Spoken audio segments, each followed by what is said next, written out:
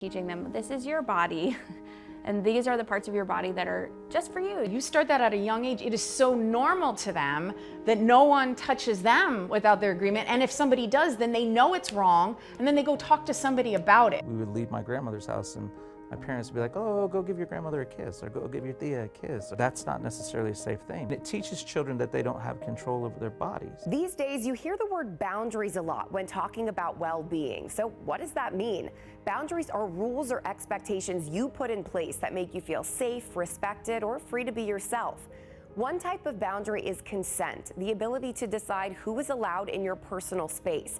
Parents and experts say it's important to teach kids these concepts as early as possible so they are less likely to be taken advantage of, either in relationships or by perpetrators. I know this can be a difficult and uncomfortable thing to think about, but many people believe this is a major key to forming a future generation that is more confident, secure, and free from abuse.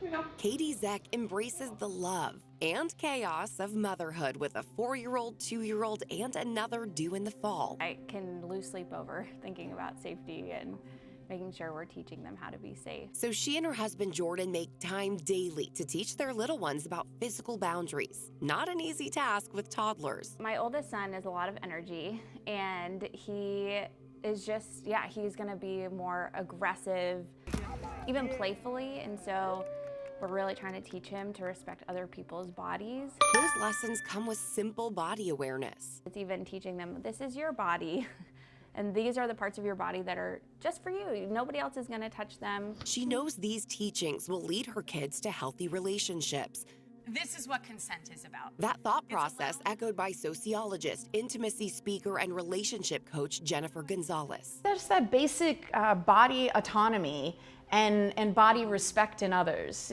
It's so simple but so profound. Animated and passionate, Gonzalez focuses most on young adults and safe dating relationships. Talking to your teenagers about always knowing that they can never read someone else's mind. You can never assume what someone else wants or likes. She understands the things she's teaching at a very personal level. I had experienced situations in sexual context where I was feeling pushed and pushed.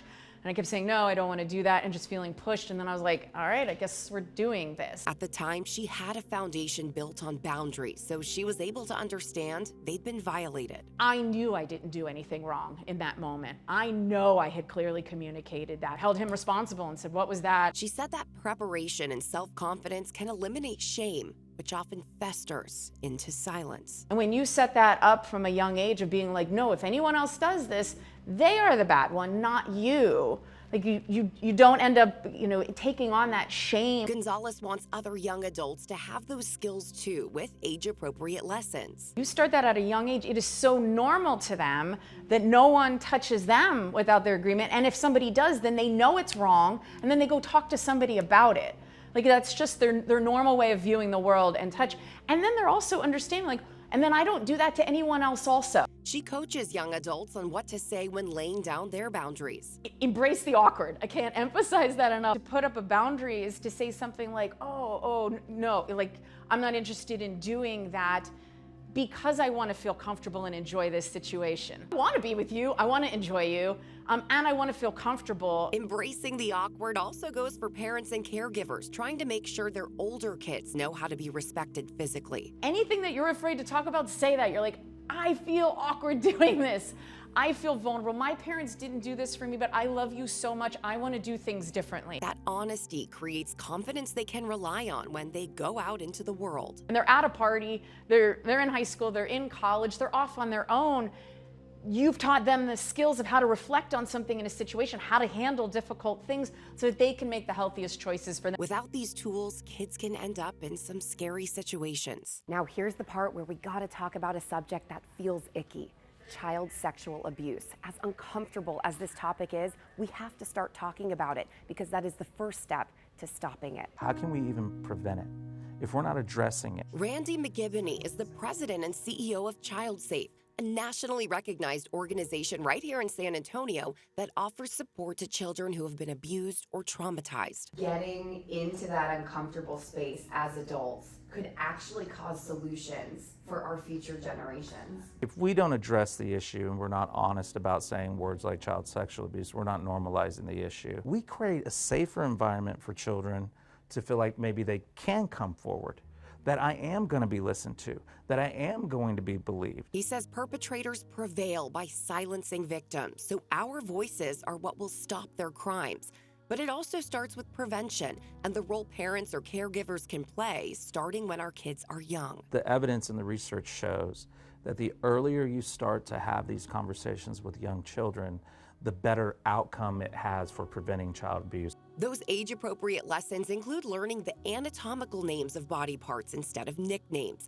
It reduces body shame and allows kids to be very specific if they have to explain that someone did violate them. Other safety lessons mean breaking habits many people grew up with. We would leave my grandmother's house and my parents would be like, oh, go give your grandmother a kiss or go give your tia a kiss. That's not necessarily a safe thing. It teaches children that they don't have control over their bodies.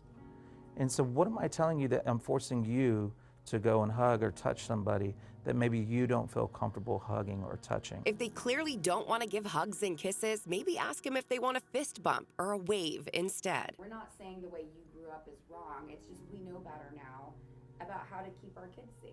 We know just through research. And that research has allowed ChildSafe to find solutions when it comes to prevention. We have a primary preventative program here at ChildSafe where we do go into the community and we will work with children around having those conversations. We will work with adults and teach adults how to have those conversations. And if you can't make it in person, all you have to do is jump online. This is a live webinar, so you're going to actually be able to engage with our staff, ask questions, do those types of things. Oftentimes, we'll put a recorded webinar online as well. And McGibney wants families to know if abuse does happen, there are so many resources. These are all therapy offices. Every one of these are therapeutic offices here. We have about 16 full-time therapists. A strong team that works to change the trajectory of children's lives by treating trauma and preventing it, to promote healthy, beautiful relationships sooner than later. This will affect their careers, you know, it affects so many different parts of their life. If they can learn how to have boundaries for themselves and have boundaries with other people, then they're gonna succeed in a lot of different ways. And that's all any parent can ask for. Kids who grow up understanding themselves, respecting others, and being able to love safely and fully. If you want to take one of ChildSafe's prevention classes, they're open to everyone, so just head to their website. And if you or a loved one is a sexual assault survivor, reach out now. Whether this happened recently or years ago, help is waiting for you. You can contact ChildSafe, the Rape Crisis Center, or call the National Helpline. Your strength in reporting can change the future for so many others. For Solutionaries, I'm Courtney Friedman. There is a lot to discuss here, and we'd like to hear your opinions. Drop a comment below and make sure you hit subscribe to stay up to date with Solutionaries.